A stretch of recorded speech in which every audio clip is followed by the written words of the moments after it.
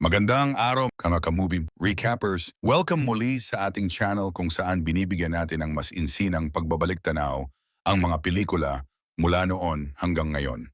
Ngayon, sisilipin natin ang isang makabagbag damdaming kwento ng isang ama na nawalan ng lahat at handang gawin ang imposible para makuha ang hustisya.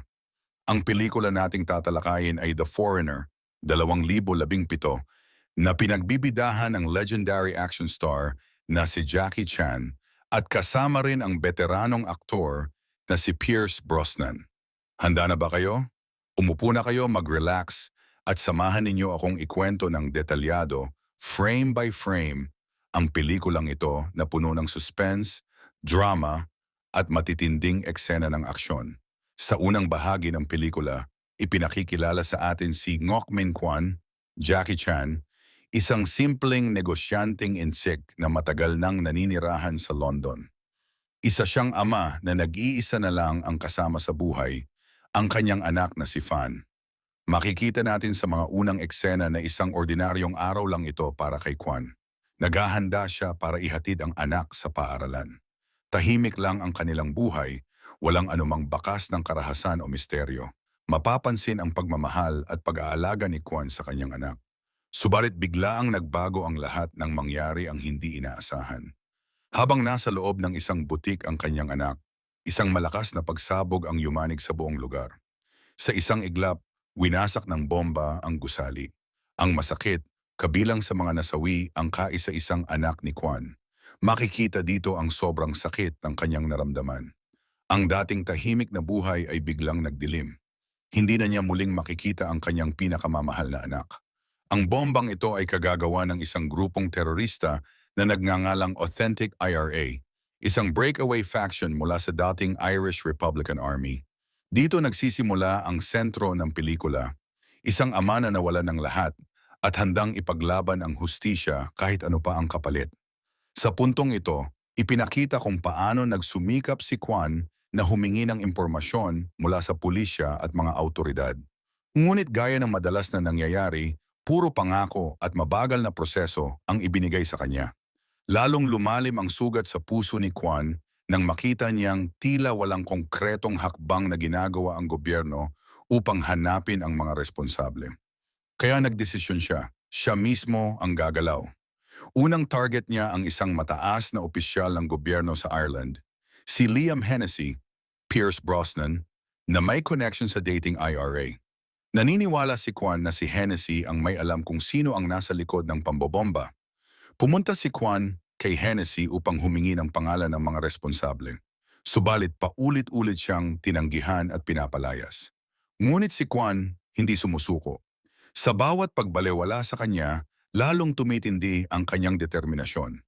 Hindi nagtagal, ginamit na niya ang kanyang natatanging kakayahan bilang dating sundalo na may malawak na karanasan sa pakikipaglaban. Nagsimula siyang mag-set up ng mga traps, gumawa ng mga pagsabog, at magdulot ng pressure kay Hennessy para ibigay ang mga pangalan ng terorista. Sa puntong ito, makikita natin ang kakaibang side ni Jackie Chan. Hindi na siya yung typical na comedic action star na sanay tayong makita. Dito, seryoso at madilim ang kanyang character. Isang taong gutom sa hustisya at wala nang ibang mahalaga kundi makuha ito. Habang hinahabol ni Kwan si Hennessy, ipinapakita rin ang komplikadong mundo ng politika sa Ireland. Si Hennessy mismo ay hindi ganap na malinis. Bagamat nakapwesto siya bilang isang opisyal, may koneksyon pa rin siya sa mga dating miyembro ng IRA. Habang sinusubukan niyang alamin kung sino ang may kagagawa ng pambobomba, sabay naman siyang pinipressure ni Kwan. Parang nahuli siya sa gitna ng dalawang apoy, gobyerno at personal na paghihiganti ng isang ama. Mula rito, sunod-sunod na ang mga intense na eksena. Ilan sa mga highlight, ang eksena kung saan sinundan ni Kwan si Hennessy hanggang sa kanyang opisina at tinakot ito ng serye ng pagsabog sa paligid ng kanyang teritoryo.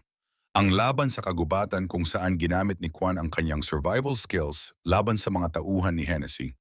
Ang isa-isa niyang pag-neutralize sa mga tauhan gamit ang traps at improvised weapons. Dito talaga lumabas ang husay ni Jackie Chan sa action sequences, pero ibang level dahil seryoso at brutal, hindi slapstick.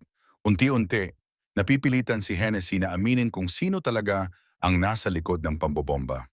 Lumalabas na may mga tauhan siya na lihim na nakikipagtulungan sa mga extremist na grupo, bagay na itinago niya para sa kanyang sariling interes. Habang lumalapit si Kwan, sa katotohanan, unti-unti na ring nasusupil ang grupo ng mga terorista. Sa tulong ng sarili niyang lakas at determinasyon, nagawa niyang hanapin ang mga tunay na salarin. Sa huling bahagi ng pelikula, tuluyang nahuli ni Kwan ang mga responsable. Isa-isang bumagsak ang mga miyembro ng authentic IRA. Sa matinding paghaharap, makikita natin ang galit, lungkot at desperasyon ng isang ama na walang ibang gustong makamit kundi hustisya para sa anak. Hindi ito simpleng laban ng mabuti laban sa masama, kundi isang komplikadong kwento ng politika, kasakiman at personal na paghihiganti. Sa huli nakamit ni Kwan ang hustisyang kanyang hinahanap. Ngunit hindi ito happy ending sa tradisyonal na paraan. Wala na ang kanyang anak, wala na siyang pamilya. Nananatili ang lungkot sa kanyang puso, ngunit kahit paano ay natapos na ang kanyang laban. Nagbigay ito ng malalim na mensahe, gaano man tayo kahina sa mata ng lipunan, kapag may nawala sa atin ng ganoong kabigat, kayang-kaya nating lumaban para sa hustisya. At dito nagtatapos ang ating masinsinang pagbabalik-tanaw sa pelikulang The Foreigner, 2017. Isang pelikula ng paghihiganti, politika, at walang hanggang pagmamahal ng isang ama. Kung nagustuhan ninyo ang recap na ito, huwag kalimutang i-like ang video, mag-subscribe sa channel, at i-click ang notification bell para lagi kayong updated sa ating mga susunod na movie recaps. Hanggang sa muli, mga ka-movie recappers. At ito ang recap ng The Foreigner. Pelikulang nagpakita sa atin na ang isang ama, kapag nawala na ang lahat, ay magiging pinakamapanganib na tao sa mundo.